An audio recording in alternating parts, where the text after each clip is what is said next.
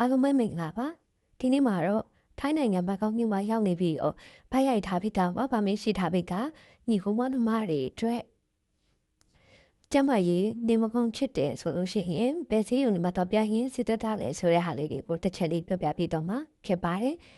တကယ်လို့ကိုကကျမကြီးမကောင်းလို့စီးရုံစီးကနေတော့ပြချင်တယ်ဆိုရင်အစိုးရစီးရုံတွေကိုတော့ပြခြင်းဟာဒီ private စီးရုံဒီမှာပြခြင်းတဲ့စီးဖို့ပြီးတော့တတ်တာပါတယ်ကိုကကျမကြီးအမခံဝယ်ထားတဲ့ဆိုရင်တော့မှာပဲအစိုးရစီရင်နေမှာကတော့ကုစီဘဝကအတွက်ဒါဘုပြီးကုန်ကြမှာဖြစ်ပြီးတော့ကျန်တဲ့ဒီဆရာဝန်ကြီးကတွေဘူးပေးစရာမလိုပါဘူးအဲ့ဒါကြောင့်ဘလို့ပူပြီးတက်တာပါတယ်ဒီအစိုးရစီရင်တွေထဲမှာဟာဈေးသက်သာဆုံးတော့ကြတဲ့စီရင်ကတော့ဒီ police general hospital တို့ရဲ့စီရင်ဒီပဲဖြစ်ပါတယ်နော်ဆရာဝန်တွေကလည်းတော်တော်လေးတော်ပြီးတော့ပြီးရင်ကိုကထိုင်းလိုမပြောနိုင်ဘူးဆိုရင်လေအင်္ဂလိပ်လို communicate လုပ်လို့လည်းရပါတယ်အားလုံးဝေးရဲ့ကျမရေးတွေကောက်ပြီးတော့